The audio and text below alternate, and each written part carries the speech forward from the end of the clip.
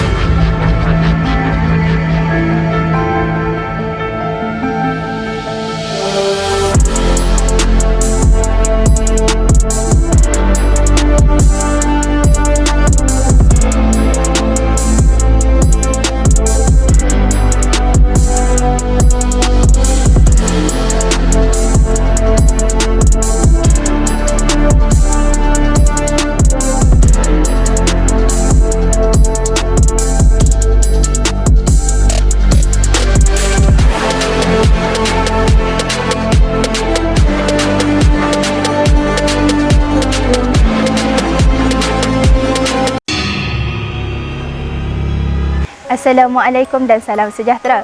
Sebagaimana firman Allah Subhanahu Wa Taala dalam surah Al-Imran ayat 185. A'udzubillahi minasyaitonirrajim. Kullu nafsin za'iqatul maut.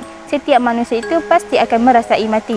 Sebagaimana kita semua sedia maklum, di dunia ini terdapat pelbagai ritual dan adat dilakukan menggunakan cara-cara yang tersendiri dari segi mereka mengkafankan ataupun memandikan serta menguruskan jenazah tersebut.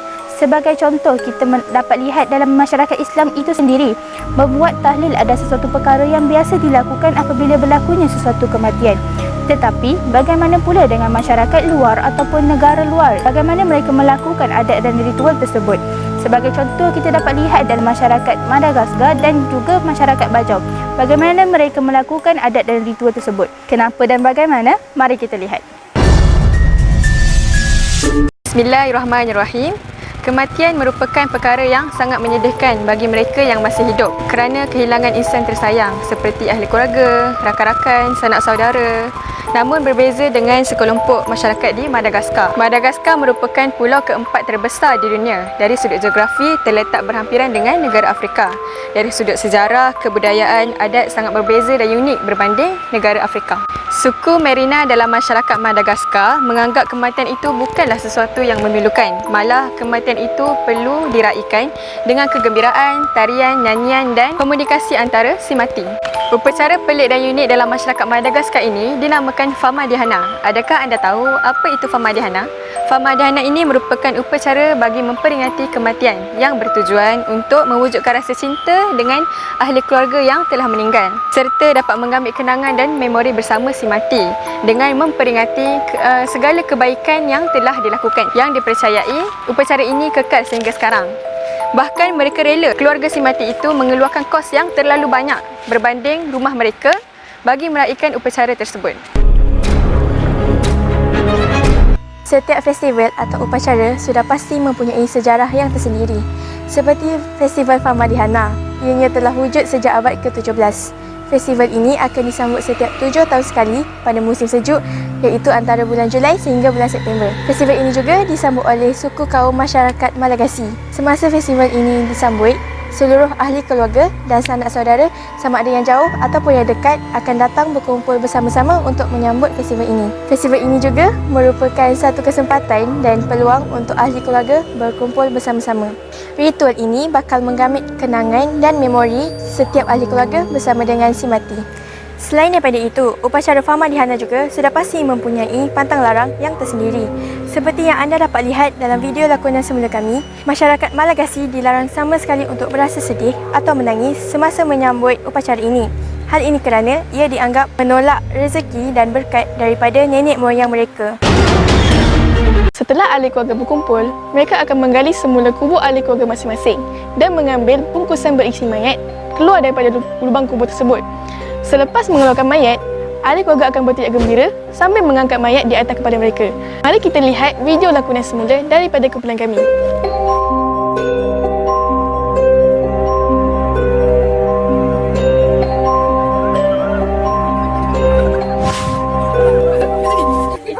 Mesti anda tertanya-tanyakan kenapa mereka bergembira. Okey, berdasarkan kepercayaan suku kaum Malagasy, orang yang telah meninggal dunia sebenarnya tidak mati sepenuhnya. Roh si mati dianggap masih mampu untuk berkomunikasi dengan ahli keluarga yang masih hidup. Mayat yang telah dikeluarkan dari kubur tersebut akan disalin dengan persalinan yang baru menggunakan kain sutera yang telah disiram air anggur dan minyak wangi.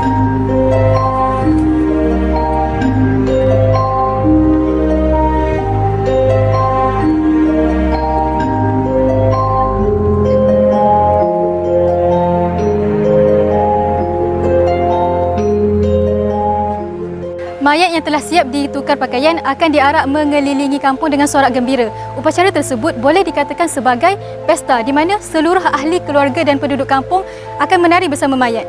Mari kita lihat video lakonan daripada kami.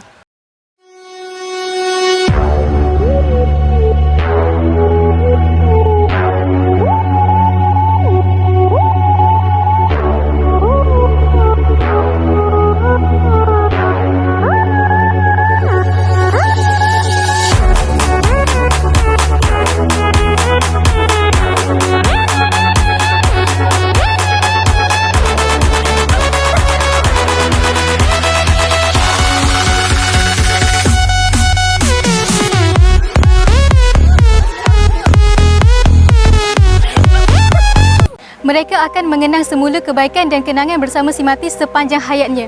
Setiap kabar berita ahli keluarga juga akan disampaikan kepada si mati.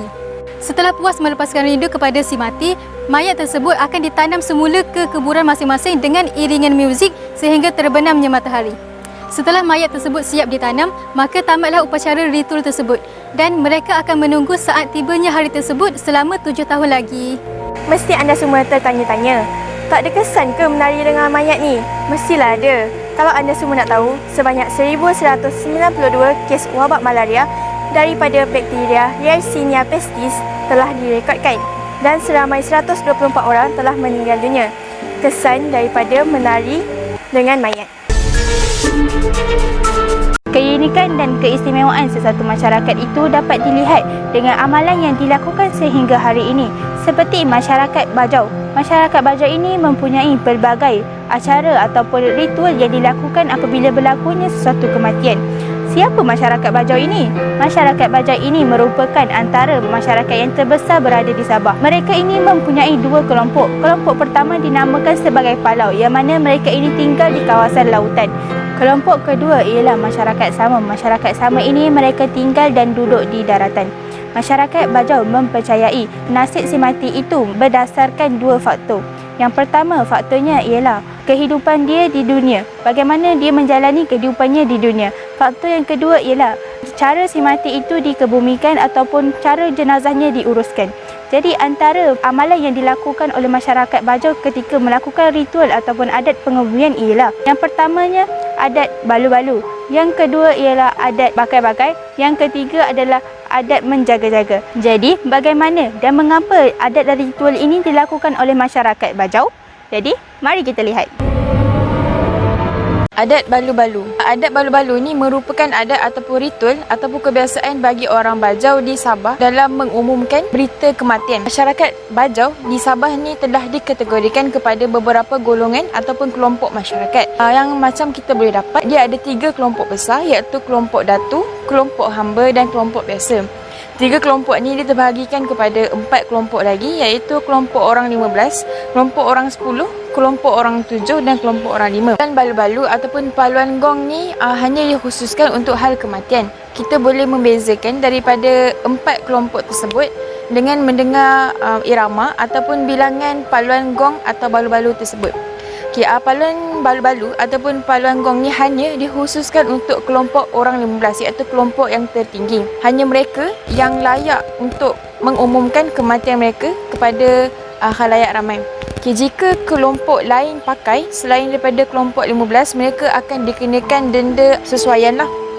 Kaedah paluan gong ni ada cara tersendiri untuk membezakan sama ada jantina mereka lelaki atau perempuan, ataupun kategori umur mereka adalah dewasa ataupun kanak-kanak.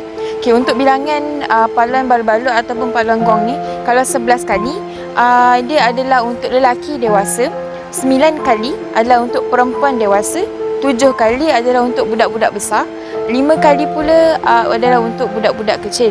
Paluan-paluan tersebut diulangi secara 3 kali berturut-turut tanpa henti dengan irama yang tertentu bagi mengumumkan ataupun mendapat perhatian orang ramai ataupun penduduk sekeliling yang telah berlakunya kematian.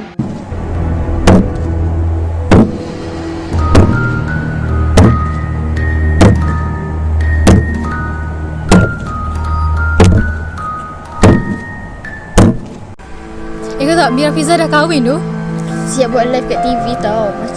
Pelami dia vogue weh. Baju dia cantik weh. Betul, serius? Kau tak baju dia kan 500 jam weh baru siap tu. Ada orang mati lah. Haa dah. Jom tengok. Jom.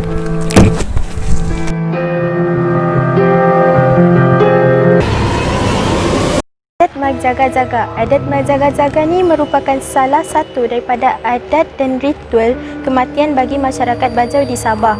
Adat Magjaga-Jaga ni juga merupakan satu proses yang mana ianya dijalankan selepas ritual pengebumian mayat, iaitu aktiviti menjaga kubur. Mereka mengamalkan adat ini adalah bertujuan untuk mengelakkan daripada sebarang perkara yang tidak diingini berlaku. Mereka mempercayai bahawa balan-balan atau penanggal mampu untuk makan mayat yang baru sahaja dikebumikan. Mereka juga tidak membenarkan kucing untuk mendekati tanah kubur kerana dibimbangi akan mengejutkan si mati dan bangkit dari kubur. Tempoh bagi melaksanakan adat ini adalah bergantung kepada keluarga si mati, tetapi pada kebiasaannya ianya dilaksanakan selama 4 atau 7 hari. Bakar-bakaian adalah upacara yang terakhir yang dibuat selepas upacara pengebumian. Bakar-bakaian yang dimaksudkan adalah tempat tidur si mati. Di bakar-bakaian ni dia ada satu benda yang dipanggil sebagai rehanan. Rehanan ni adalah tikar yang mana dibentangkan dan diletakkan satu tilam dan juga bantal. Kerana mereka percaya roh si mati akan pulang ke rumahnya selama 1 minggu. Di sekitar rehanan tersebut, dia meletakkan makanan dan minuman kerana mereka percaya itu roh si mati akan makan dan minum selama 1 minggu tersebut. Amalan ini masih diguna pakai oleh masyarakat Bajau sehingga sekarang kerana mereka ingin menjaga kebajikan si mati. Ada pendapat mengatakan makanan sebenarnya, makanan dan minuman yang disediakan adalah untuk diberikan kepada orang ramai, orang yang hadir ataupun orang yang ziarah, orang yang untuk membuat tahlil dan sebagainya. Apabila orang ramai menikmati makanan dan minuman yang disediakan, mereka menganggap dapat memberi rahmat kepada si mati tersebut. Lepas itu, jom kita lihat bagaimana rupa bakar-bakaian yang dimaksudkan tersebut.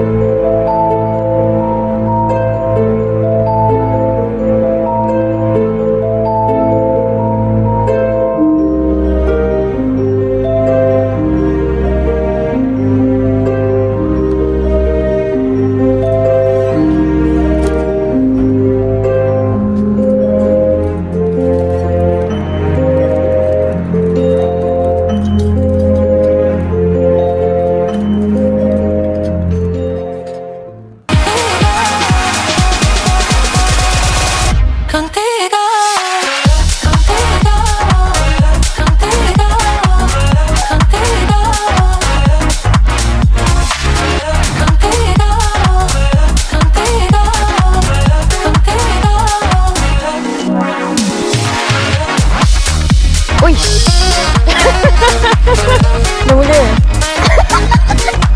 Menyedihkan. Menyedihkan juga sekali. Ada bakat sudah. Ya, tak jadi. Pun. Merek. Lihat, sana mana weh?